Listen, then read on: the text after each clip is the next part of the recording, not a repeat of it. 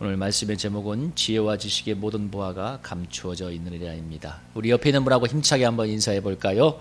예수님 안에 모든 보화가 있습니다. 이렇게 인사하겠습니다. 시작.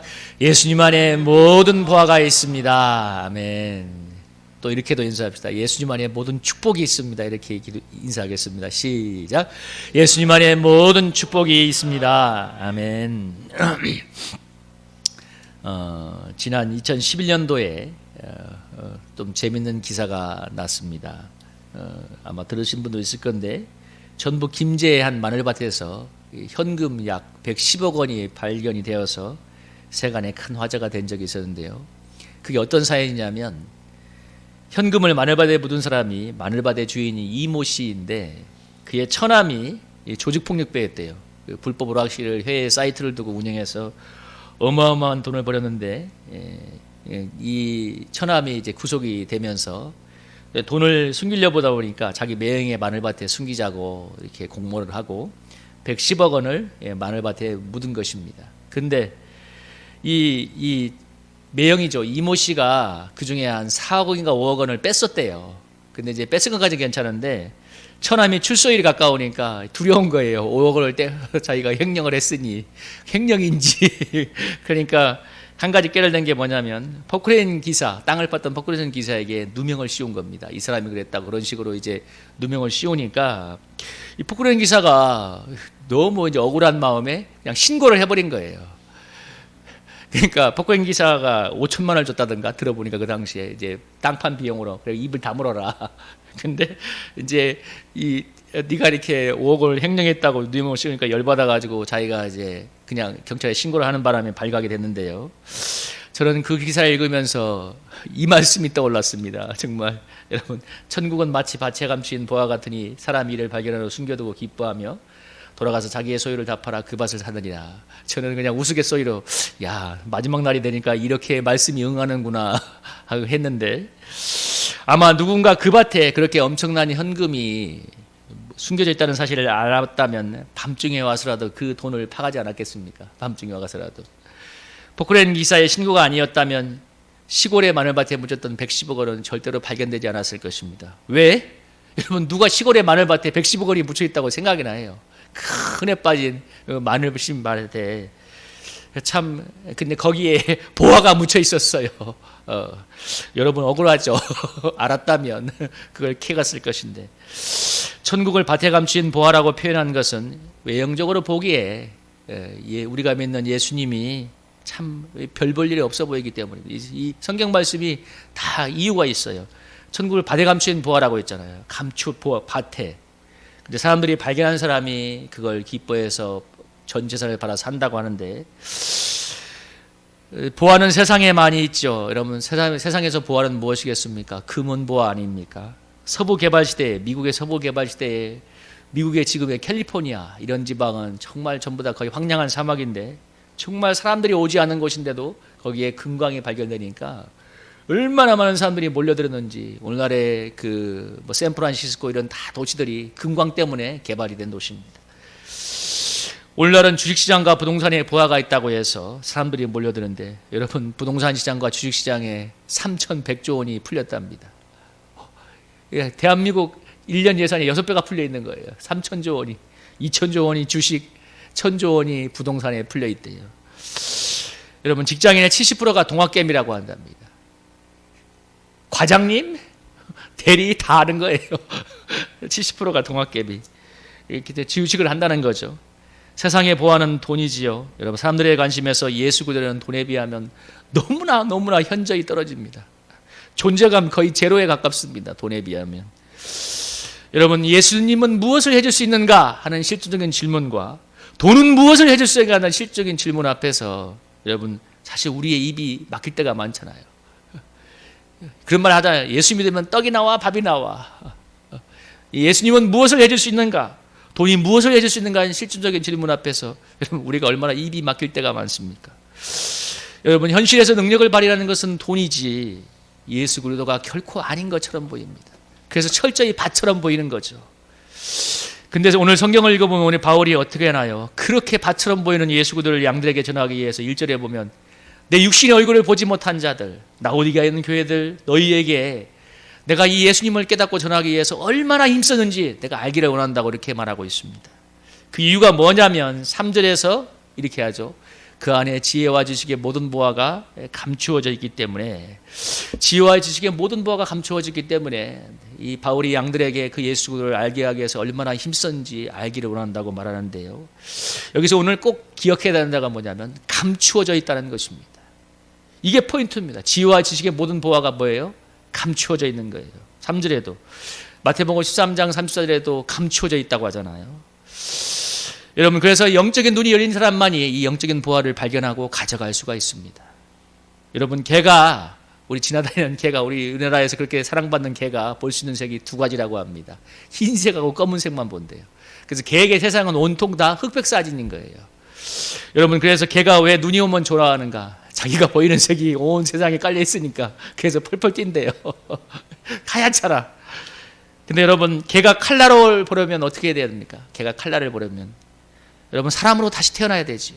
개의 눈이 뭐야? 사람의 눈으로 개안을 해야 됩니다. 그래야만 칼라로 세상이 보이죠. 여러분, 이것처럼 우리가 흑백만 보다가 영적인 세상을 보려면 우리의 영적인 눈이 열려야만 천국의 부활을 볼 수가 있습니다. 영적인 눈이 열리지 않으면 아무리 보고 싶어도 눈에 안 들어옵니다. 여러분, 돈만 보이고 이상의 부귀영화만 보일 뿐입니다. 그래서 교회를 다닌다고 해서 영적인 부활을 발견하는 건 아니죠. 눈이 열려야만 부활을 보는 거죠. 여러분, 그래서 바울이 1절 2절에서 뭐라고 했어요? 내가 2절에 뭐예요? 2절에 이 예수 그리스도를 깨닫게 하기 위해서 1절에 내가 얼마나 힘썼는지를 너희가 알기를 원한다. 왜? 눈이 떼어져야만 아는 거니까. 바울이 그렇게 힘썼다고 하잖아요.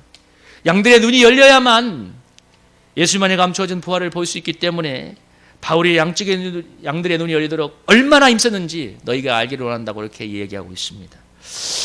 바울은 양들의 영적인 눈이 열릴 수 있도록 간절히 기도를 했는데요.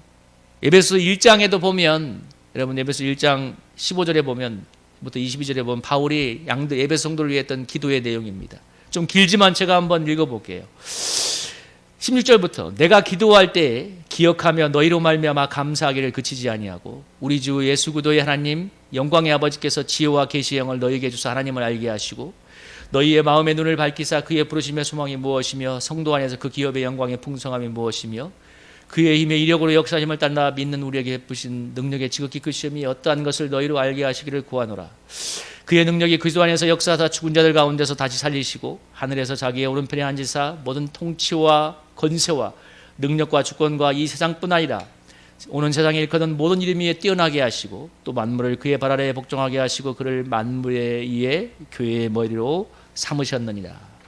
오늘 바울이 양들을 위해서 기도했던 것은 18절에 얘기하는 것처럼 양들의 마음의 눈이 밝아져서 뭘 보기로 했어요? 부르심의 소망이 무엇이고 기업의 영광이 풍성함이 무엇인가. 쉽게 풀어서 얘기하면 하나님의 자녀되는 것이 얼마나 영광되고 그 축복이 얼마나 놀라운 것인가를 알기를 기도했고, 19절부터 20절에서가 중요합니다. 그 놀라운 예수 그리스도의 능력, 그러니까 하나님의 능력이 예수님을 죽은 자 가운데서 부활시켜서 하나님의 오른편에 앉히고 모든 만물을 통치하게 하는, 모든 이에 뛰어난 이름이 되게 한 그 부활의 놀라운 권능을 바울이 알기를 원한다고 간절하게 기도했습니다. 여러분, 바울이 무엇을 알기를 기도했냐면 너희들의 마음의 눈이 밝아져서 죽은 자를 살려서 이 죄와 어둠의 권세를 이긴 예수 그리스도의 그 부활의 권능, 모든 만물을 다스리는 그 모든 이에 뛰어난 이름이 되게 한 하나님의 능력, 이 부활의 생명을 알기를 원한다고 그렇게 기도했습니다. 여러분, 세상의 거의 모든 종교에, 아니 예 없이 모든 종교에 있는 요소가 뭐냐면 기복입니다. 기복. 여러분, 부득교회도 분명히 그런 요소가 있어요. 여러분, 기복이 무엇입니까? 복을 비는 거 아니에요. 절제자에게를 통해서 평안을 얻고 축복을 얻는 것을 바라는 것 아닙니까? 여러분, 기독교에도 그런 요소가 분명히 있습니다. 그런데 분명히 차별화가 되는 것이 있습니다. 그것은 우리가 믿는 예수 그리스도는 죄와 죽음의 문제를 십자가와 부활의 복음으로 해결했다는 것입니다. 이게 가장 중요한 차이점이자 본질적인 차이입니다. 그러니까 축복을 주는 분이 아니라 죄와 죽음의 문제를 십자가와 부활의 복음으로 해결한 것입니다. 죽은 자 가운데서 부활한 예수님이 예수의 이름을 부르는 자들에게 죄와 죽음의 권세에서 넉넉히 구원해내는 구원의 주가 된다는 사실입니다. 이게 세상의 종교와 기독교의 가장 본질적이고 중요한 차이점입니다. 여러분, 죄와 죽음의 문제는 인류의 역사를 관통하는 가장 중요한 문제고 그리고 가장 압도적인 힘입니다. 여러분, 인류 역사에 수많은 사상과 정치 이념들이 나타나서 소위 말하는 유토피아를 부르짖었습니다. 천국이 올 거라고. 여러분, 20세기에 반세기 만에 전 세계 지도를 불붙게 문드렸던 공산주의가 평등한 세상을 외쳤는데 결과는 뭐냐? 공산혁명을 성공시킨 소수의 지배층과 추종자들이 새로운 지배계층으로 등장해서 일반 백성들을 수탈하는 그러한 정치 이념이 되었습니다. 결과는 그랬어요. 여러분, 자본주의는 대놓고 탐욕을 부리지만 공산주의는 이념을 빙자해서 지배층의 탐욕을 채우던 그런 결국 현실을 보여주었습니다. 공산주의가 무너진 이유는 아주 간단합니다. 인간의 탐욕과 욕망의 문제를 이념이 결코 해결할 수 없기 때문입니다. 자본주의도 인간의 탐욕과 욕망의 문제를 극대화하는 게 자본주의잖아요. 그 폐해의 극단을 지금 보여주고 있습니다. 이 나라의 미래를 암울하게 하는 게 여러분 가장 중요한 문제 중에 하나는 뭐냐면 암울하게 하는 가장 사회적인 양극화 현상이에요. 이건 부인할 수가 없어요. 이것을 정치가 해결하지 못합니다. 왜냐하면 정치가들이 기득권을 내려놓을 마음이 전혀 없기 때문입니다. 여러분, 부동산 왜 못 잡아요? 여러분, 정치인들이 자기의 것을 내놓고 부동산 문제를 한번 해결해 보십시오. 부동산 잡힙니다. 이 땅에 왜 평화가 없습니까? 가진 자들이 자기 것을 조금만 내놓고 함께 나누는 모습을 보여준다면 이 땅에 샬롬이 넘쳐날 것입니다. 그런데 안 하잖아요. 왜? 탐욕 때문에. 여러분, 수많은 서민들의 관심은 북한이 핵을 가지든 말든 코로나를 가지든 말든 코로나가 있든 말든 여러분 사실 먹고 사는 문제입니다. 그게 서민들의 가장 실질적이고 중요한 관심이에요. 여러분, 제가 우리 학원 선생님들 만나서 이번에 사회적 거리두기 1단계에 대해서 만나면 너무 좋아해요. 이번에 정상화됐나요? 그러니까 그렇다고 얼굴에 막 웃음꽃이 펴요. 코로나? 그건 두 번째 문제예요. 여러분, 코로나 때문에 지금 올해 우리나라에서 443명이 죽었는데 여러분, 대한민국의 자살로 1년에 몇 명이 죽는 줄 아십니까? 13,000명이 넘게 죽습니다. 비율로 따지면 코로나로 죽는 사람보다 자살로 죽는 사람이 30배가 넘습니다. 여러분, 10대부터 30대까지 사망원이 1위는 자살이고 50대부터 60대까지 사망원의 2위가 바로 자살이고 50대부터 60대 1위가 암이에요. 그러니까 10살부터 60세까지 거의 절대적인 사망의 원인이 뭐예요? 자살이에요. 자살. 왜? 너무 사는 게 힘드니까. 거의 대다수 자살하는 사람이 뭐 때문에 자살하겠어요? 빚 문제, 경제 문제, 사는 게 너무 허리가 휘니까 견디지 못하고 자살을 택하는 것입니다. 여러분, 경제적인 양극화 때문에 수많은 서민들의 삶은 피말리는 생존의 전쟁을 하고 있습니다. 여러분, 우리 서민들이 못 사는 건 노력을 안 해서가 아닙니다. 우리 국민 다수 정말 열심히 살고 있습니다. 저는 이걸 적으면서 눈물이 났어요. 너무 열심히 사는데. 여러분, 택배기사들이 과로로 인해서 죽었다는 얘기 들어보잖아요. 얼마 전에 그 쿠팡 물류센터인가? 며칠 전에도 죽었잖아요. 그죠? 여러분, 몇 달 동안 아침부터 저녁 늦게까지 여러분 숨도 없이 택배를 배달하는데 그 사람들이, 젊은 사람들이 버티겠습니까? 여러분, 5월 달인가? 울산인가 어디서 39살인가 되는 택배기사가 길거리에 쓰러져 있는 거예요. 피를 토하고 있으니까 이 119로 조치해서 살았는데 들어보니까 3달 동안 쉬지도 않고 아침부터 저녁까지 택배를 배달하는 것입니다. 여러분, 그렇게 열심히 사는데 왜 이렇게 살기가 힘들까요? 사회적인 양극화가 너무 심하기 때문입니다. 그러니까 불법이 너무 심해져서 서민들이 가져갈 수 있는 파이가 너무 적은 거예요. 그러니까 경제가 너무 치열하고 갈수록 서민들의 삶은 힘들어집니다. 여러분, 가진 자는 건물을 세놓고 앉아서 떼돈을 벌고 대다수 서민들은 죽으라고 일해야 겨우 먹고 살고 있다면 아무리 자본주의라지만 결코 세상에 샬롬이 올 수 없습니다. 아무리 자본주의라고 해도 이런 세상은 결코 평화가 올 수 없습니다. 여러분, 그래서 지금 제대로라도 불균형을 잡으려고 하잖아요. 여러분, 정치 이야기를 할 수밖에 없는 것이 이건 얘기를 해야 되기 때문이죠. 여러분, 대한민국의 정치 지형이 박근혜 대통령을 탄핵시킨 촛불혁명 이후에 진보 쪽으로 급격하게 기울고 있습니다. 그 이유는 뭐냐면 이 대다수의 사람들이 기울어진 운동장을 잡아야겠다고, 제대로라도 잡아야겠다고 생각하고 있기 때문입니다. 그리고 그 기울어진 운동장을 잡는 데 있어서 그래도 진보가 낫다고 희망을 거는 거예요. 희망이 부질없다고 할 수는 없고, 그래서 불안지라도 조금 더 나은 세상으로 바뀌기를 기대하고 또 그렇게 노력하고 있습니다. 그러나 아무리 진보가 정권을 잡아도 사회적인 양극화는 결코 해소가 되지 않을 것이고 가면 갈수록 더 심해지면 심해지지 뒤로 가지는 않을 것입니다. 왜? 인간의 속에 있는 그 죄가 있기 때문에, 탐욕이 있기 때문에 그걸 해결할 길이 없는 거예요. 여러분, 가진 자는 더 가지려고 할 것이고 못 가진 사람은 뭐 가지고 싶어서 더 안달이 나지 않습니까? 요즘 젊은 사람들 여러분 영혼까지 끌어모아서 집을 산다잖아요. 마이너스 통장 만들어서 주식을 한다잖아요. 왜? 가져야 되기 때문에. 여러분, 이것을 무엇으로 해결할 수가 있겠습니까? 자본주의 역사가 200년이 넘어가는 여러분 북유럽은 그래도 이 제도의 폐해를 알고 자본주의 폐해를 하기 때문에 사회주의 시장 경제를 좀 도입해서 복지를 균형하고 있습니다. 그래도 살만한 나라를 만들려고 하고 있지요. 그러나 아무리 복지가 좋고 사회적인 환경이 좋다고 해도 인간의 근본적인 탐욕의 문제를 해결하지 못하고 사회 속에 있는 온갖 불평등과 양극화가 해결할 수 없을 것입니다. 왜? 인간의 속에 있는 죄의 문제, 탐욕의 문제, 죽음의 문제는 사람의 힘으로 해결할 수 있는 게 아니기 때문에 그렇습니다. 여러분, 근데 우리 죽은 자 가운데서 일어나 살아나신 부활의 주님이 여러분 이 죄와 죽음의 문제를 넉넉히 해결하는 구원해 주라는 것을 믿으시기 바랍니다. 그 이름을 부르는 자를 죄와 사망의 권세에서 구원해 주십니다.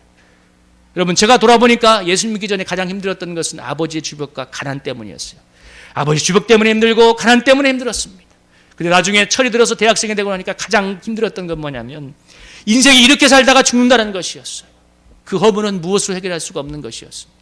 아마 그 예수님이 저에게 찾아와서 그 허물을 예수 그리스도의 부활의 권능으로 해결해 주지 못했다면 저는 아마 지금쯤 이 세상 사람이 아닐 것입니다. 여러분, 예수님 때문에 참된 삶의 소망과 의미를 갖게 되었는데요. 여러분, 자살하는 사람이 아무리 삶이 힘들다고 해도 인생은 살만한 것이라는 이유와 소망을 갖게 된다면 여러분 그 사람이 자살을 선택하겠습니까? 정말 아무리 힘들어도 그래도 인생은 살만한 이유와 소망이 있다고 여러분 그걸 그 사람이 붙잡을 수 있다면 결코 죽음을 선택하지 않은 거죠. 근데 어떤 상황에도 살아야 하는 이유와 소망, 부활의 소망이 있다면 자살을 선택하지 않을 건데, 근데 인간에게는 어떤 상황에서도 살아야 하는 삶의 이유와 소망을 주는 그런 부활의 권능이 사람에게 없다는 것입니다. 그러니까 뭐예요? 죽음의 권세 앞에 무릎을 꿇고 자살을 선택하는 것입니다. 여러분, 그런데 예수 그리스도가 죄와 죽음의 권세를 박살내고 승리한 부활의 주님인 것을 믿으시기 바랍니다. 우리에게 영원한 생명을 주는 불멸의 생명입니다. 우리가 이 주님을 만날 때 어떤 상황에서도 어떤 문제 속에서도 여러분 정말 절대적인 소망과 이유를 가지고 살아낼 힘을 얻을 줄로 믿습니다. 부활의 증인으로 살아갈 수 있습니다. 여러분, 요한복음 4장에 보면 사마리아 여인이 나오고 있습니다. 유명한 이 말씀이죠. 사마리아 여인에게 예수님이 다가가서 물을 달라 하니까 이 여인이 왜 사마리아인과 상종하냐고 얘기할 때 10절에서 예수님께서 유명한 말씀을 하셨습니다. 네가 만일 하나님의 선물과 내게 물 좀 달라는 이가 누구인 줄 알았다면 내가 그에게 구하였을 것이요 그가 생수를 내게 주었으리라. 예수님이 네가 하나님의 선물, 예수 그리스도 영생의 생수를 얘기하니까 여인은 전혀 개념을 못 잡는 거예요. 그러니까 왜 이 깊은 우물에 무슨 물길 그릇도 없는데 뭐 물을 어떻게 줍니까? 막 이렇게 헛소리를 하니까 예수님이 13절에서 뭐라고 얘기하냐면 이 물을 먹는 자가 다시 목마르니와 내가 주는 물을 마시는 자는 영원히 목마르지 않으니 내가 주는 물은 그 속에서 영생하도록 쏟아는 샘물이 되리라. 이 영원한 샘물, 영생하도록 쏟아는 샘물이 준다고 하니까 이 여인이 이런 물을 내게 달라고 얘기하죠. 15절에서. 그러니까 16절에 예수님이 뭐라고 하냐면 가서 네 남편을 불러와라. 그러니까 이 여인이 나는 남편이 없다고 하니까 예수님께서 18절에서 이렇게 얘기하죠. 너에게 남편 5이 있었고 지금은 나도 내 남편이 아니라 내 말이 참되도다. 이 말이 무슨 얘기예요? 여인이 남자에게서 만족을 얻고자 여러분 5번 결혼하고 이혼하고 6번째 남자와 동거하고 있는 거예요. 근데 여인이 남편이 없대요. 왜? 남자가 이제는 참된 만족이 아니라는 거예요. 여러분, 여인이 요즘도 6번 결혼하면 유숙감 아닙니까? 여러분, 저 제주위에서 6번 결혼한 사람 보지 못해서 제가 재혼한 사람을 한 번씩 봤는데 여러분 봤어요? 6번 결혼한 사람? 이 여인도 대단한 능력 있는 여인이야. 매력도 있고 아마 미모도 있었겠죠. 그런데 그 고대 사이에 그랬는데 이 여인이 5번 5번 이혼하고 6번째 남자와 살고 있지만 여러분 그가 나는 남편이 없다잖아요. 그러니까 예수님이 뭐라고? 네 말이 맞다. 남자가 없단 말이 아닌 뭐라고. 그게 네 정말 만족을 주는 남편이 아니라는 것을 주님께서 말씀하시는 거죠. 여인도 그렇게 얘기하는 거예요. 내가 6번째 남자와 살아보니까 이 남자가 나에게 만족을 주지 못한다고 얘기합니다. 그러면서 예수님께서 무엇을 얘기하냐면 예배에 대해서 얘기합니다. 그러면서 그 유명한 24절에 23절에 이렇게 얘기하죠. 하나님께 참되게 예배하는 자들은 영과 진리로 예배할 때가 오니 곧 이때라. 아버지께서는 자기에게 이렇게 예배하는 자들을 찾아주시니라. 하나님은 여기시니 예배하는 자가 영과 진리로 예배할지니라. 그 남편 문제를 얘기한 다음에 예수님께서 예배의 문제를 거론하고 있습니다. 그 여인에게 진정한 문제는 뭐냐면 네가 남편하고 그렇게 오랫동안 살아봤는데 남편이 너의 정말 참된 만족이 아니라 하나님께 영으로 예배하는 그 예배가야말로 너에게 영생의 생수를 준다는 사실을 예수님이 예배를 통해서 가르쳐주고 있습니다. 그러니까 여인이 29절에 28절에 물동이를 버려두고 그 마을에 들어가서 예수님을 전도하잖아요. 내게 말한 사람을 와서 보라. 29절에 이는 그리스도가 아니냐. 그가 이제 6번의 남자를 만나봤지만 만족을 주지 못한 사실을 깨달으니까 예수님을 만나니까 양동이를 버려두고 가서 예수님을 증거하고 있습니다. 내 영혼에 참된 만족을 주는 분. 여러분, 이 사마리아 여인이 목마른 우리 인생을 대변해주고 있습니다. 사람들은 여러분 오늘날 돈에 마르고 쾌락에 목이 마릅니다. 여러분 즐거움에 목이 마르고 있습니다. 얼마나 돈에 목이 마릅니까? 여러분 동남아시아에는 쌀을 주식으로 하는데 사람들이 아주 가난한 동네잖아요. 쌀값이 떨어지면 쌀 소비가 늘어날 거라고 생각하는데 그게 아니래요. 쌀값이 떨어지면 쌀 소비가 그대로 있답니다. 근데 쌀값이 떨어지면 쌀 소비는 그대로 있으니까 여러분 좀 차익이 발생하겠죠. 그 돈을 모아서 예를 들면 쌀이 1kg에 1,000원이었던 게 만약에 700원 떨어진다. 300원이 남을 거 아니에요. 그걸 모아서 뭘 하냐면 TV를 산다고 합니다. 그리고 자동차 배터리 갖다가 걸어놓고 여러분 TV를 본다고 합니다. 제가 캄보디아 가보니까 그 오두막에 정말 시골에 이렇게 진짜 오두막도 아니야. 그냥 막 원두막 같은 집에 들어가 보면 거기에 꼭 있는 게 TV였어요. 자동차 발전기하고 제가 단계선교 가보니까. 여러분 북한에서 남한 드라마와 영화 한류를 그렇게 사람들이 본다잖아요. 근데 이렇답니다. 탈북자 얘기 들어보니까 어느 이렇게 남한 드라마와 CD를 만들어서 배포했던 사람 부부를 잡아가지고 공개 총살을 시켰대요.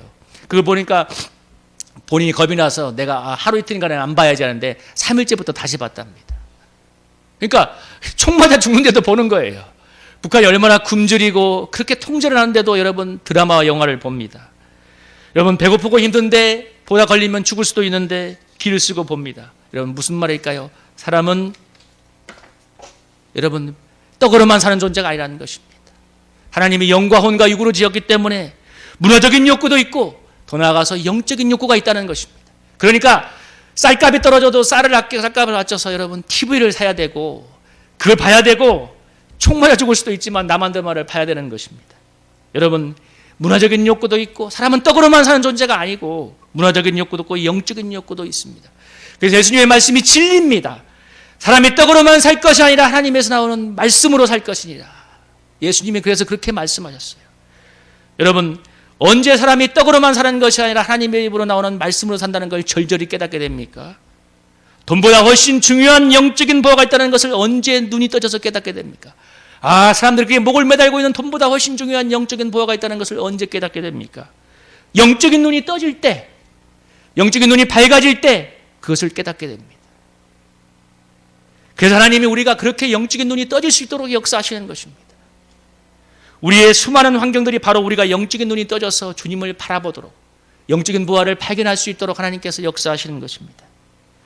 여러분 한 탈북자 가족이 탈북길에서 했던 그 고백인데 이 몽골 사막에서 길을 잃고 이제 중국을 통해서 몽골에 가면 요즘은 닫혔지만 옛날에는 몽골에서 탈북이들이 있으면 한국으로 보내줬거든요. 근데 이 몽골 사막에서 길을 잃고 멸치를 헤매다 보니까 이 사람들이 북한에서 굉장히 상당히 이제 우리 소위 말하는 출신 성분이 좋고 굉장히 그 북한에 꽤나 괜찮은 성분의 사람들이었는데 그러니까 이 사람들은 하나님 하자도 못 들어본 사람들이었대요. 근데 며칠 동안 이 몽골의 사막에서 길을 잃고 죽을 지경이 되니까 그 이구동성으로 입에서 어떤 말이 나와냐면 야, 그 하나님이 뭔지 그게 살아있다면 우리 살려달라고 한번 기도하자고. 그 절박한 마지막 존재의 마지막이 되니까 그렇게 기도가 나오는 거예요. 그래서 막 정말 막 필사적으로 그 하나님의 하자도 못 들어온 사람들이 그래서 거기서 기도를 했답니다. 근데 정말 기적적으로 몇 시간 있다가 몽골 수비대에게 발견이 되어서 한국으로 오게 되었다는 간증을 하는 걸 들었습니다. 여러분 이런 경우가 좀 극적인 경우죠. 근데 여러분 하나님은 이런 상황이든 자란성하게든 섭리하셔서 우리의 영적인 눈이 감기지 않고 깨어서 주님을 바라보도록 만듭니다. 여러분, 감추어져 있다고 했잖아요. 그래서 여러분, 찾고 발견하지 않으면 보지 못하는 것입니다. 여러분, 그래야 이 세상의 교묘한 말들에 속지 않고 영생의 길을 갈 수 있기 때문입니다. 세상이 너무나 혼란하지 않습니까? 그래서 우리가 스스로는 영적인 눈을 떠서 주님을 바라본다는 게 정말 힘이 듭니다. 저도 일을 해보니까 피곤하면 뒹굴뒹굴하면서 유튜브 보는 게 재밌지 일어나서 기도하는 게 참 힘들어요. 그래서 여러분, 교회가 있는 것이고 주일 예배가 있는 것입니다. 그래서 우리가 모여서 예배하기에 힘써야 됩니다. 이것부터 힘을 써야 됩니다. 또 흩어지면 개인적인 기도와 성경 읽기에 힘쓰시길 바랍니다.